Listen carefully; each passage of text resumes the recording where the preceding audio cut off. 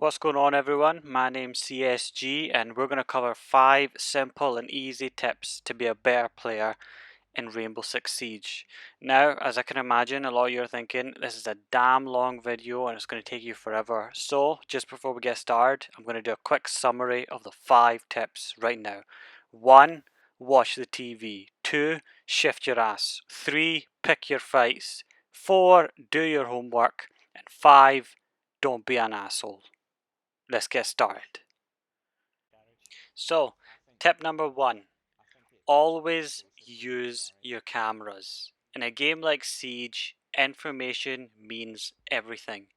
Information you get before you enter the building, information you get about the enemies, information you get from your teammates. In a game like Siege, 9 times out of 10, the team with the most information has the advantage and usually has a greater chance of winning. It sounds pretty straightforward, but the truth is, in order to be better at winning the round and gaining more information, you have to utilize your cameras in the most effective way.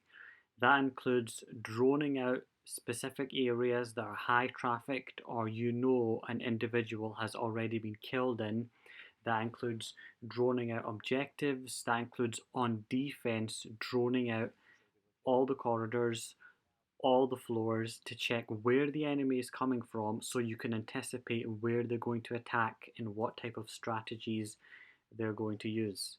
And I'm going to provide an example here. So if you can see here in the clip, I am Capcan setting up on defense with the rest of my teammates before the start of the round.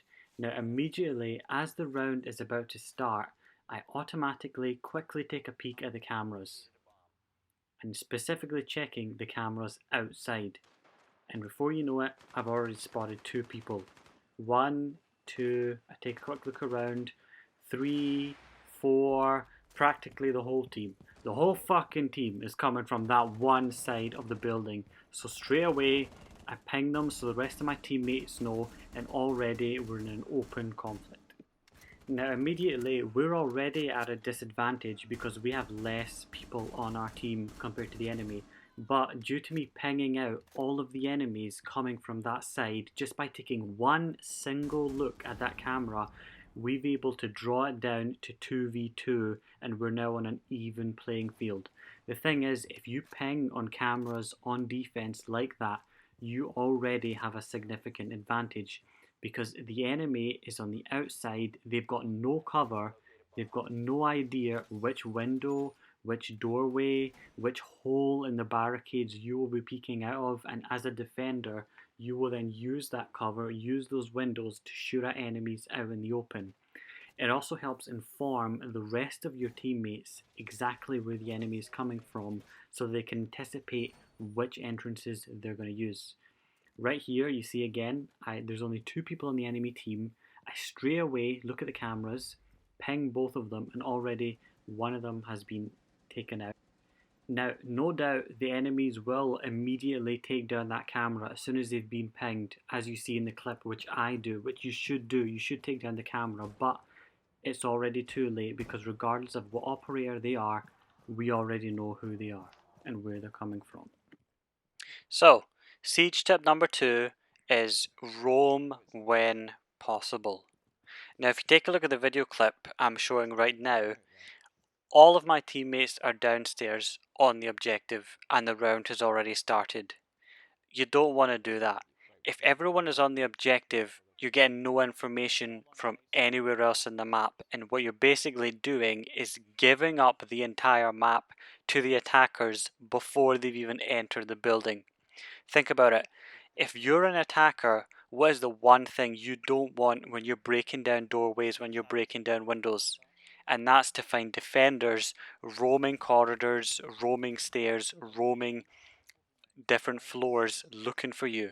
If everybody's camping out in the objective, you're basically going to get totally screwed over because everybody's just in the one place and there's nowhere left to go. So what you want to do is, if possible, roam if no one else is roaming. Or if there's more than one person, maybe 2 people on the objective, roam anyway.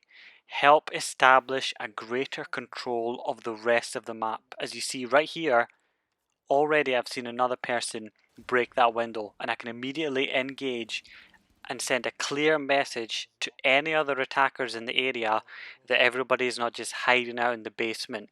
There are people moving around, there are people looking to take them down. Now, just to be clear, when I say roam, I don't mean go actively looking for gunfights.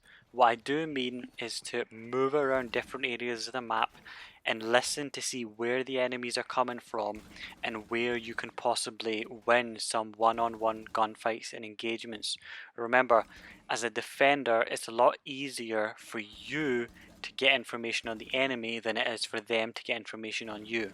Because although they can drone out, if they don't have a drone on them, or worse, if a lot of the drones have been blocked, they have no idea where you are. You could be anywhere in the building and they have to come to you at some point. They have to cross some of your paths. So you're at a much greater advantage if you're moving around and staying mobile, if there are also other people on the objective.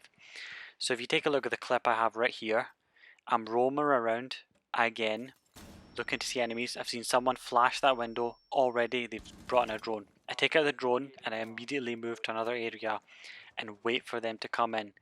They are already nervous because they have no idea where I am, but they know someone's already roaming around here. Straight away, he tries to make an entrance. I hear him and I take him down. That's one down. On my way back, I encounter another attacker breaking through that doorway and I immediately take him out as well. There's not always a guarantee you're going to win these gunfights, but there is a guarantee that you'll have a greater chance of taking out attackers if you let them come to you and if you're roaming around. If you're hiding on the objective, there's a good chance they'll all surround you and you'll just get totally fucked. Now, once you've taken out most of the attackers, you should come back to the objective at some point, especially near the end of the round. Here's a perfect example. I've already taken out most of the attackers as well as other teammates. There's only one attacker left, and that's Callie, and she's outside with a sniper. So I don't have to keep roaming anymore. I know where she is and I can just let her come to me. If I continue to roam, I'll die like that guy because she's got a sniper and she's already watching all the corridors and all the windows. So you need to be smart. Learn when to roam, but also learn when to stay back and just wait a person out. Let the timer go down. At the end of the day, she has to come to us. She has to plant a bomb on the objective, and if she doesn't do that before the timer runs out, she's going to lose. There's already cap cans on these doors. I don't need to roam at this point. So I can just sit and I can just wait her out and just let the traps do their work for me. Sooner or later, she'll have to come in, and when she does, one of these traps will go off. If I stick my head out, I'll die. If I don't, I just sit and I wait. And with only 60 seconds left, she's running out of time, and she has to try and get us. So you gotta learn when to roam, and then when to hold back when you have the advantage, and just keep that advantage. If I stick my head out right now, I'll get shot and then it'll be a 1v1. But if I just sit and wait, as well as this bandit, we can just let her come to us and sooner or later she's going to get got. And if you continuously watch this clip, you'll see in a minute. Wait for it. Bang! Straight away, she tries to enter the building, she ran out of time, and she got by one of the cap cans because she had to come to us. So, lesson is, don't be a pussycat, but also don't be a dumbass and stay out in no man's land. Let's move on. Lesson number 3. Choose your battles wisely.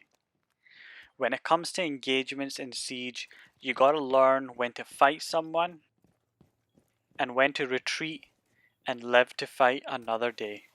Here's another example right here. So I've already identified that there's an attacker at the main entrance. So I finished putting up my cap cans and I slowly move towards engaging her because I know where she is and she doesn't know where I am. So as I'm moving to the main entrance, I get ready to pursue a gunfight against her, and I try and take her on 1v1. Now, as you can tell, I do lose, and I'm extremely tempted, as you can see, to keep taking her on, but the smarter move is to hang back and try and find another way to take her out or be more valuable. And as you can see later on in the clip, we take out everyone else, she's the last alive, and then we can all converge on her. You're always more valuable to your team alive than dead. So if you think you're going to lose a gunfight, retreat and live to fight another day. Lesson number 4. Work and learn on how to play your operator effectively. In other words, do your homework.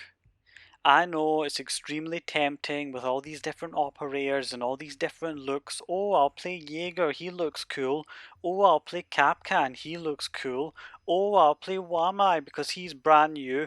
Screw all of that, right? Do your homework. Pick one operator, learn them.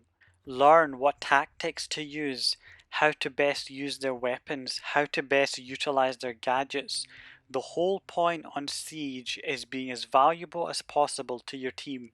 You can't do that if you keep switching between operators because you have no clue how to play any of them, and you end up picking an operator that someone else could probably use better. What you want to do is choose one operator or two in attack and defense and just learn the different strategies on how best to make them most useful to your team. One of my favorites is Mute. I play Mute all the time because I've learned him. I've learned how best to use him. Now, if you were to give me Clash or Echo, I wouldn't have a clue how to play them. Maybe I'd get better over time, but that's the whole point. You gotta spend time on each operator and learn how to play them. Don't just play the latest one that came out with the season pass, or the one that looks cool, or the one who has an interesting gadget. Play one that you think that you can do well and help your team win the game. Once you have mastered an operator, then by all means feel free to choose other operators and work on them. But what you want to do is spend time on each operator and get better with them. My two favourite operators are Mute on defense and Finka on attack. Those are two operators that I've put a ton of hours into and have made me a better player. Finally, let's move on to tip number 5. The most important one in my opinion: don't be toxic. Now, if you're already an existing Siege player, you know what I'm talking about. Toxicity in Siege is constant. You've seen it all the time, in casual, in unranked, sometimes even in ranked. People team killing each other like that. People leaving the game at the end of the first or second round, teabagging, killing with gadgets, general grieving. We've seen it all, right? But if you're a new Siege player, don't stoop to their level. Trust me, I know it's hard.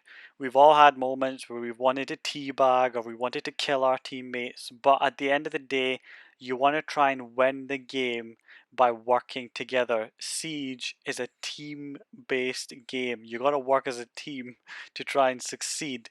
You're not going to do that if you're constantly destroying each other's gadgets or team killing or making things difficult for yourself. The same if you're fighting an enemy. Don't teabag if it's not necessary, okay?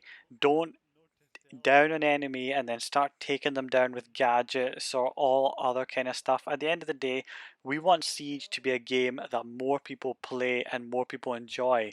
That's not going to happen if the community becomes so toxic it becomes, I don't know, Overwatch level. If anyone plays Overwatch, we don't want to do that, okay?